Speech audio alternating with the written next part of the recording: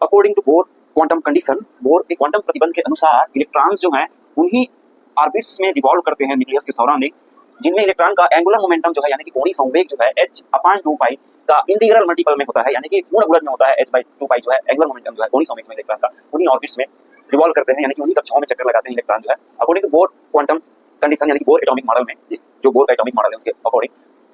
तो इसे आगे चल करके डी ब्रॉगली ने प्रूव किया, क्योंकि बोर का यह मानना था, उन्होंने ये प्रूव करके नहीं दिखाया था, तो आगे चल करके डी ब्रॉगली ने इसे प्रूव किया। तो चलिए देखते हैं किस तरह से उन्होंने प्रूव किया। तो हम मान के चल रहे हैं कि ये न्यूक्लियस है और ये ऑर्बिट है, जिस ऑर्बिट पर इलेक्ट्रॉन जो है रिवॉल्व कर रहे हैं, चक्कर लगा रहे हैं न्यूक्लियस के सराउंडिंग नाभिक के चारों ओर। हम मान के चलते हैं कि इस ऑर्बिट का जो रेडियस है, त्रिज्या जो है r है, और इलेक्ट्रॉन जिसका मास जो है, द्रव्यमान जो है स्मॉल m है, और v वेलोसिटी से, v वेग से वो रिवॉल्व कर रहा है इस सर्कुलर ऑर्बिट में। तो डी ब्रॉगली ने डबल नेचर ऑफ मैटर का सहायता लिया, हेल्प लिया इसको प्रूव करने के लिए, जिसके अकॉर्डिंग जो मूविंग पार्टिकल्स होते हैं उनसे एसोसिएट वेव होता है, जिसे हम मैटर्स वेव या डी ब्रॉगली वेव कहते हैं। और वो वेव जो है कुछ उसी तरह से होता है जैसे स्ट्रेट स्ट्रिंग में जो प्रोड्यूस जो स्टेशनरी वेव होता है, लगभग उसी तरह से होता है, कुछ इस तरह से, यानी कि जो कसा हुआ जो डोरी होता है उसमें जो उत्पन्न जो अप्रगामी तरंग होता है, उसी तरह से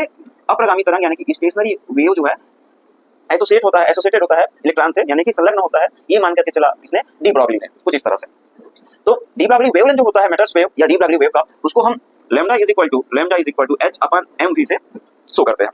डिफाइन करते हैं कुछ इस तरह से। h जहां पाउंड कांस्टेंट है, m इलेक्ट्रॉन का मास है, यानी कि जो भी मैटर्स होंगे या इलेक्ट्रॉन है तो इलेक्ट्रॉन का मास है, और v जो है वेलोसिटी है, जिस वेलोसिटी से रिवॉल्व कर रहा है इलेक्ट्रॉन जो है इस सर्कुलर ऑर्बिट में। हम मान के चल रहे हैं रेडियस r है, वेलोसिटी v है और द्रव्यमान m है, तो जो एंगुलर मोमेंटम होगा इलेक्ट्रॉन का वो होगा mvr is equal to nh/2π, लिखना होगा। अब देखिए जो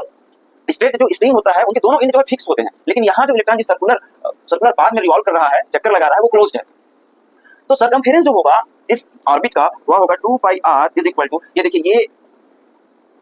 एक साइकिल में वेव जितना लेंथ जो है ट्रेवल कर लेता है उसे हम कहते हैं लैम्डा। अब चूंकि ये जो ऑर्बिट है ये क्लोज्ड है, तो जो सरकमफेरेंस होगा वो यानी कि जो परिधि होगा इस ऑर्बिट का वो 2πr इज इक्वल टू होगा, हो सकता है उसमें उस वेवलेंथ जो है, जो वेव जो है संलग्न है, जो एसोसिएटेड है जो इलेक्ट्रॉन के साथ, उसके कारण वेवलेंथ जो है 3 हो, 3 हो या 4 हो, 5 हो, तो वो कितना भी हो सकता है। तो 2πr जो है सरकमफेरेंस जो है वेवलेंथ के इंटीग्रल मल्टीपल के इक्वल होगा, यानी कि n लैम्डा, जहां n का वैल्यू जो है 1 2 3 से लेकर के n तक हो सकते हैं। यहां से हम r जो है निकाल लेते हैं, तो r इज इक्वल टू निकल जाएगा यहां से, r is equal to n lambda upon 2π। हम लैम्डा का वैल्यू जो है रख देते हैं यहां से, तो हमें मिलेगा r is equal to n upon 2π multiply h upon mv को ले आते हैं हम लेफ्ट हैंड साइड में, तो हमें मिलेगा mvr is equal to nh upon 2π। तो बोर का जो क्वांटम कंडीशन है, यही बोर का क्वांटम कंडीशन है, आप देख सकते हैं। तो इस तरह से डी ब्रॉगली ने बोर का जो क्वांटम कंडीशन है, यानी कि बोर्स एटॉमिक मॉडल का जो क्वांटम कंडीशन है, उसे इस तरह से